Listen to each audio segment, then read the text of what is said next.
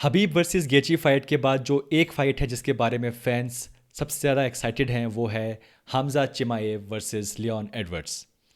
ये फाइट होने वाली है आने वाले दिसंबर 19 को और अभी से इसके आसपास मीडिया फ्रेंजी बढ़ गई है। कल एक इंटरव्यू ने एडवर्ड्स ने एक बात कही। उनसे पूछा गया कि उन्हें क्या लगता है हमज़ात के इस राइज के बारे में कि उन्हें इतना पुश मिल रहा है यूएफसी की तरफ से, इतना पुश मिल रहा है डेना वाइट की तरफ से। तो उन्होंने कहा, I believe Hamzat is overhyped. I was once 9-0 in my career. I once had an 8-second knockout in UFC. I have done everything he has done. So basically वो यहाँ पे कह रहे हैं कि जो भी अब तक कर चुके हैं हमज़ात वो मैं कर चुका हूँ बहुत पहले, लेकिन किसी कारण के वजह से मुझे अब तक वो पुश नहीं मिला यूएफसी की तरफ से या डेना वाइट की तरफ से जो आज मिल रहा है हमज़ात को। और ऐसा पहली बार नहीं हुआ है। हमने कई बार देखा है कि यूएफसी या डेना वाइट एक ऐसे फाइटर को पुश करते हैं जो उस टाइम पे बहुत ही अननोन होते हैं, और एट द सेम टाइम वो एक ऐसे फाइटर को पुश नहीं करते जो कि चैंपियन होता है। हमने सब बार बार देखा है, जैसे कि previous champion Tyron Woodley, Dana White openly काफ़ी उनसे खुश नहीं थे टैरन वुडली से, और कई बार उनको बुरा भला भी कहा। लेकिन वो क्या देख रहे हैं ऐसा हमज़ात में कि उन्हें इतने पुश कर रहे हैं, और क्या ऐसा नहीं है लियोन एडवर्ड्स में कि उन्हें वो पुश नहीं मिला। तो मैंने इसमें थोड़ी रिसर्च की। मैंने इसमें देखा कि ऐसे कौन से फाइटर होते हैं जिन्हें अब तक डेना वाइट ने पुश किया है या पुश कर रहे हैं।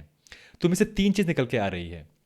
मेरे हिसाब से डेना वाइट उन फाइटर को पसंद करते हैं जो इनमें तीन में से एक कैटेगरी में आते हो, या दो, एटलीस्ट दो कैटेगरी में आते हो। सबसे पहले, fighters who can win fights. Dana White हमेशा उन फाइटर को पसंद करते हैं जो कि बहुत सारे फाइट्स जीत सकते हैं या जीतते हैं, या फिर वो किसी एक अनडिफिटेड स्ट्रीक पर चल रहे हैं। हबीब, जॉन जोन्स, अडसानिया एक एग्जाम्पल है। ये उनके लिए बहुत ईजी होता है ऐसे फाइटर को पुश करना जो ऑलरेडी एक विन स्ट्रीक पर चल रहा है, क्योंकि उनके पास रिकॉर्ड है उनकी स्किल को बैकअप करने के लिए। तो ये थी पहली स्किल जिन्हें बहुत पसंद करते हैं डेना वाइट।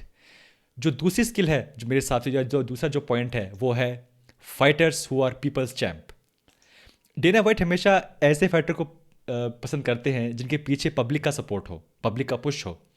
हालांकि इस कैटेगरी में हालांकि मैंने लगाई है फोटो कॉनर की और मस्टरडाल की, लेकिन इस कैटेगरी में आते हैं आपके हबीब, हमज़ात। कम से कम दो कैटेगरी होनी चाहिए। अगर एक फाइटर इनमें से दो कैटेगरी में आता है तो उन्हें पुश करती है यूएफसी और डेना वाइट। तो जो पीपल्स चैम्प कैटेगरी है, ये वो कैटेगरी है जहाँ पे आपका रिकॉर्ड शायद इतना साफ नहीं हो जैसे कि जॉन जोन्स का है या हबीब का है, लेकिन आपके पीछे पब्लिक का पुश है, पब्लिक का सपोर्ट है। जब दो नॉकआउट किए थे मास्टरडाल ने, पहला वर्सेस डेरन टिल और फिर अगेंस्ट बेन एस्क्रेन, जो कि बहुत ही फास्टेस्ट नॉकआउट था यूएफसी का, उसके बाद जो उन्हें हाइप मिला, यूएफसी उस हाइप ट्रेन पर चढ़ गई और उनको और पुश दिया मस्टरडाल को, और उनको एक और अच्छी फाइट दी वर्सेस नेट डियाज। हालांकि इसमें शायद नेट डियाज भी आ सकते हैं क्योंकि वो भी पीपल्स चैम्प हैं, उनके पास कोई बेल्ट नहीं है, बट वो एक फ़ैन फेवरेट है, उन्हें पब्लिक पुश करती है।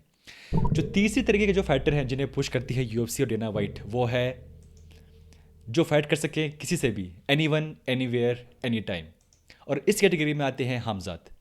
वो ओपनली कई बार कह चुके हैं कि उन्हें कुछ फ़र्क नहीं पड़ता कौन उनके सामने है, कौन उनके साथ, कौन रैंक्ड है, रैंक नहीं है, क्या उसकी रैंकिंग है, पोजीशन है। हो ही जस्ट वांट्स टू फाइट, उन्हें सिर्फ लड़ने से मतलब है। और ये जो कैटेगरी है, नंबर 3 कैटेगरी, ये बहुत पसंद करते हैं डेना वाइट। अगर आपको याद होगा जब कॉनर मैग्रेगर नए थे, जो बिल्कुल फ्रेश थे बहुत साल पहले, वो भी हमज़ात की तरह थे। उनका भी ये एक लोगो था, उनका एक स्लोगन था, anyone, anytime, anywhere. और काफ़ी टाइम तक उन्होंने उसको फॉलो भी किया। ऑब्वियसली जब आप बनते हैं चैंपियन तो उसके बाद आपको थोड़ा सा देखना पड़ता है कि आप किससे लड़ें, या अब आप किससे, कौन सा है जो आपकी फाइट डिजर्व करता है। और सिर्फ कॉर्नर ही नहीं, जो भी चैंपियन बनता है, चाहे वो कॉर्नर हो, चाहे वो जॉन जोन्स हो, चाहे वो डसानिया हो, चाहे वो हबीब हो, उसके बाद वो थोड़ा देखते हैं कि जब तक वो चैंपियन नहीं है तब तक वो ओपन है किसी से लड़ने के लिए, but once they are champion तब वो देखते हैं कि अब मैं किससे लड़ूं, अब कौन है ऐसा जो कि मुझे टक्कर दे सके। तो मेरे हिसाब से जो जो कमी है एडवर्ड्स में, वो ये है कि उनके पास पब्लिक पुश नहीं है। दूसरी बात यह है कि वो बहुत ज़्यादा वो करते हैं, नेगोशिएट करते हैं कि अब वो किससे लड़ेंगे। पिछले एक साल से वो वेट कर रहे हैं फाइट लड़ने का, और उनको फाइट ऑफर की गई थी, उनको फाइट ऑफर की गई थी वर्सेस स्टीवन वंडरबॉय थॉमसन, उन्होंने एक्सेप्ट नहीं की। उन्हें और भी दो और फाइट ऑफर की गई थी, लेकिन उन्हें फाइट एक्सेप्ट नहीं की। डेना वाइट का पर्सनली मेरे हिसाब से वो पसंद करते हैं ऐसे फाइटर को जो कि एक बार उन्हें कोई ऑप्शन दिया कि ये फाइटर से लड़ लीजिए और वो यस मैं रेडी हूँ। आई थिंक इसीलिए डेना वाइट बहुत ज़्यादा पुश कर रहे हैं हमज़ात को बजाय एडवर्ड्स को, और ये मेरे हिसाब से सबसे बड़ा पॉइंट है।